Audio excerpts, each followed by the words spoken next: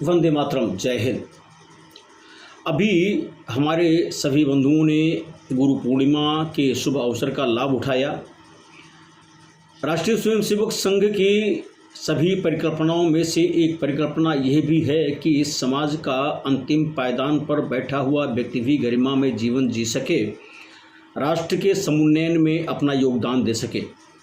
भारतीय संविधान के अनुच्छेद 21 भी गरिमा में जीवन प्रदान करने के लिए मौलिक अधिकार के रूप में अस्तित्व में है और इन्हीं सब बातों को ध्यान में रखते हुए right to person with disabilities act 2016 भी दिव्यांगजनों को इसी दिशा में समावेशन के साथ गरिमा में जीवन जीने के लिए और प्रत्येक क्षेत्र में अपना योगदान देने के लिए अस्तित्व में आया है।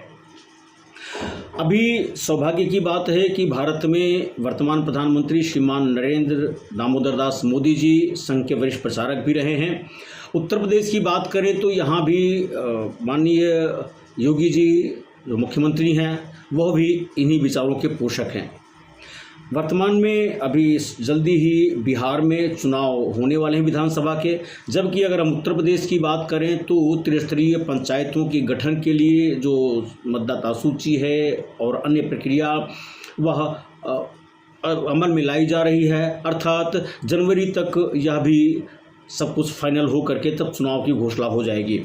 लेकिन यहाँ पर एक सबसे अहम सवाल यह है कि जो RPWD एक्ट की सेक्शन 2C जिसमें सिर्फ पॉलिटिकल शब्द आया है परंतु पूरे अधिनियम में उसके संदर्भ में कोई चर्चा नहीं की गई है, जबकि इसी अधिनियम में धारा 11 में प्रत्येक दिव्यांगजन को प्रत्येक बूथ पर जहाँ उनका मत है बाधा रहित व्यवस्था प्रदान करते हुए मत देने के अधिकार की बात कही गई है, अर्थात बाधा रहित चुनाव की बात कही गई है।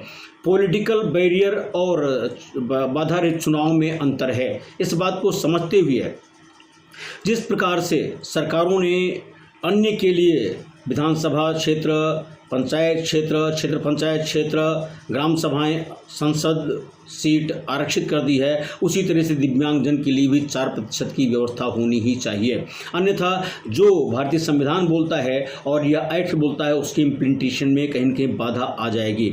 इम्प्लीमेंटेशन के लिए ज़रूरी है कि न्यायालय का शरण लें। न्यायालय भी चूँकि नीतिगत विषय है उसमें ज़्यादा हस्तक्षेप नहीं कर सकता है। इसलिए जो मेरा अपना निवेदन है, क्या दिव्यांगजन प्रकोष्ठ अपने राजनीतिक दल में बनाने से समस्या का समाधान हो जाएगा? शायद नहीं। इसीलिए भारत सरकार से भी, चुनाव आयोग से भी और सभी एजेंसी से मेरा निवेदन है कि 4% आरक्षण की व्यवस्था क्षेत्र पंचायतों में, त्रिस्तरीय पंचायतों में और विधानसभा में भी की जाए ताकि समुन्नयन हो सके, राष्ट्र उन्नत कर सके।